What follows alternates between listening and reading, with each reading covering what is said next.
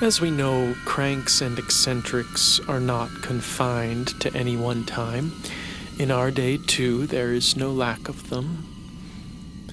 One Cathodius Matris, a self-educated philosopher and born fanatic, founded the school of the so-called Cybernophiles, which proclaimed the doctrine of Cybernethics.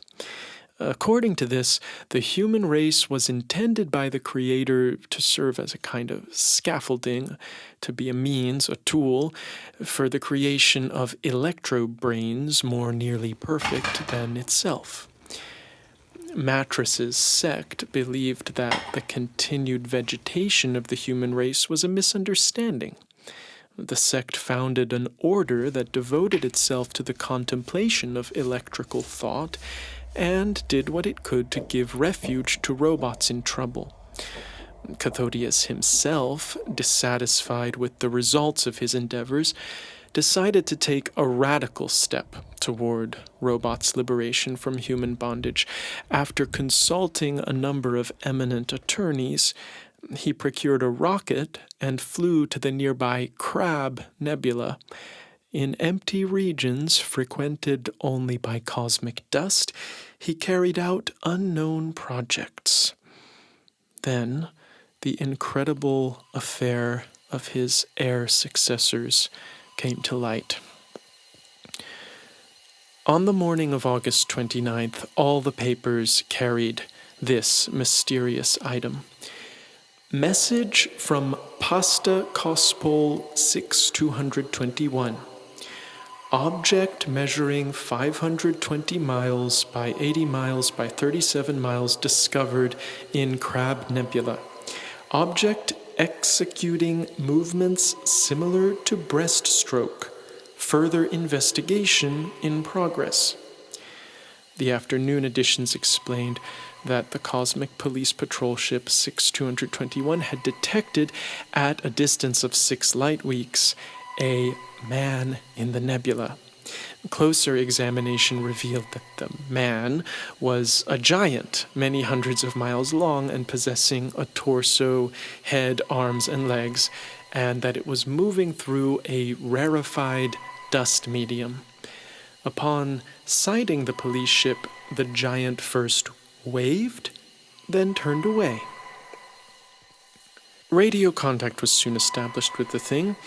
It stated that it was the former Cathodius Matris, that after arriving 2 years ago at this place, he had remade himself into robots, using in part the raw materials of the vicinity, and that in the future he would slowly but continually increase in size because that suited him, and he asked to be left alone.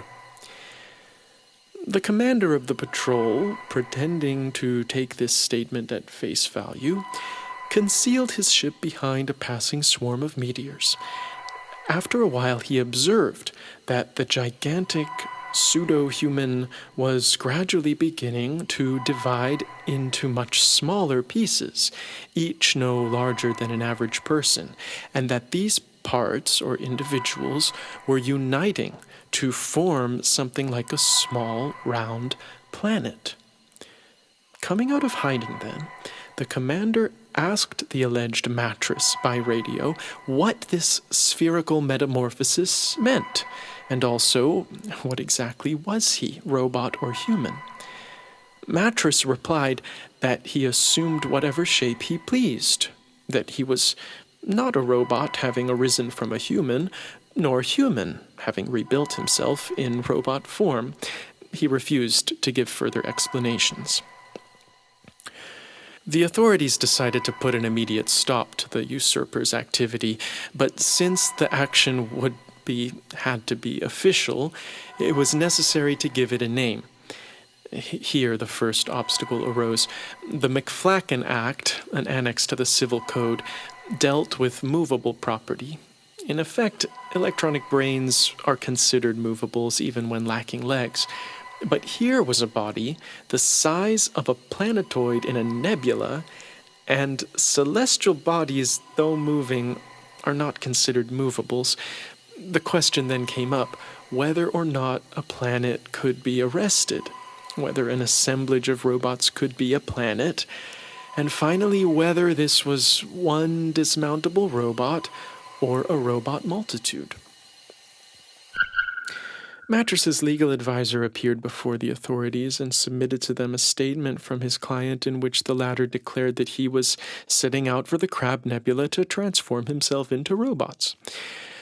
The initial interpretation of this datum offered by the legal section of the State Department went as follows.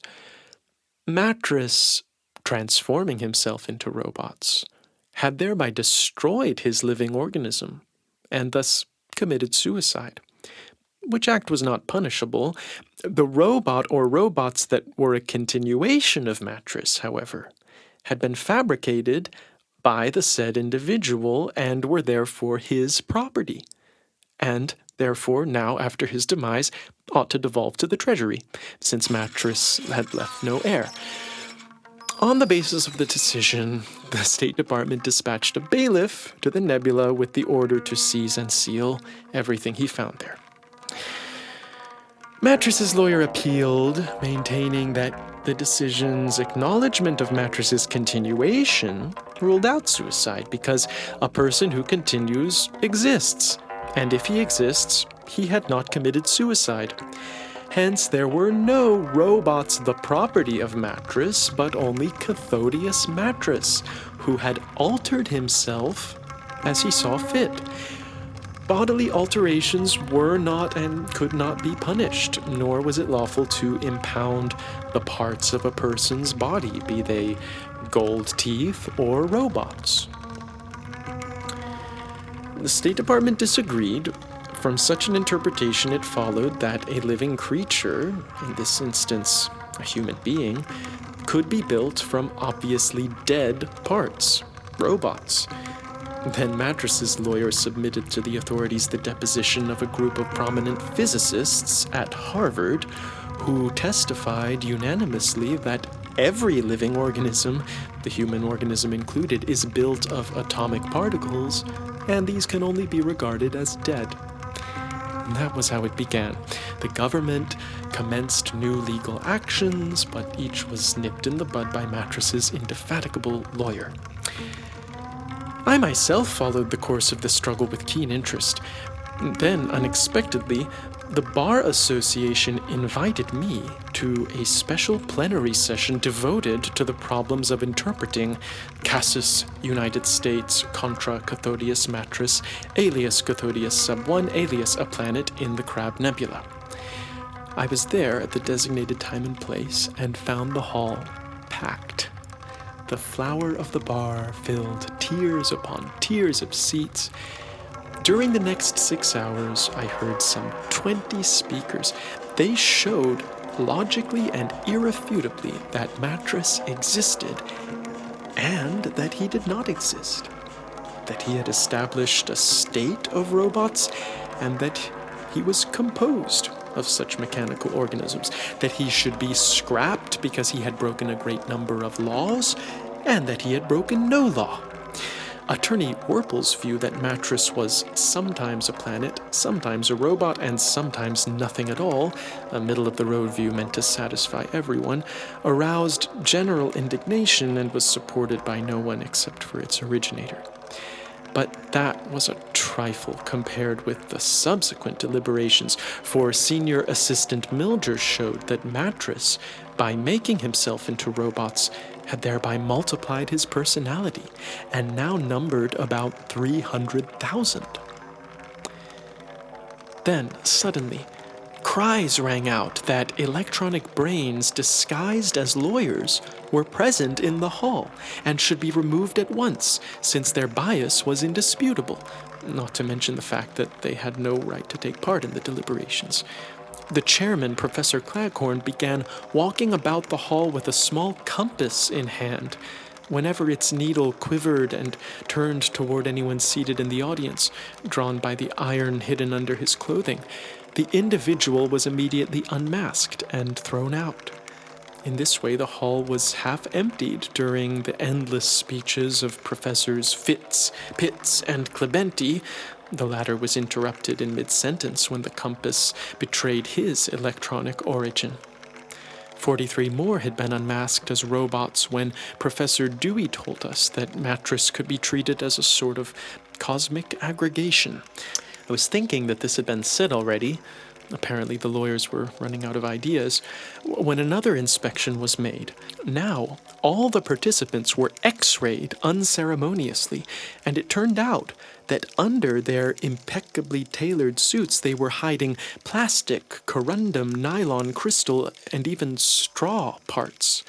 Someone made of woolen yarn was reportedly discovered in one of the last rows. When the next speaker stepped down from the podium, I found myself conspicuously alone in the middle of the huge hall. The speaker was x-rayed and immediately thrown out. Then the chairman, the last person besides me to remain, approached my chair. All of a sudden, I don't know why, I took the compass from his hand. It whirled accusingly and pointed at him. I tapped his belly with a knuckle, and it rang. Without thinking, I seized him by the scruff of the neck and threw him out. I stood, facing several hundred abandoned briefcases, thick folders with documents, canes, derbies, and other hats, leather-bound books, galoshes. Pacing the empty hall for a while and seeing that there was nothing for me to do there, I turned sharply and went home.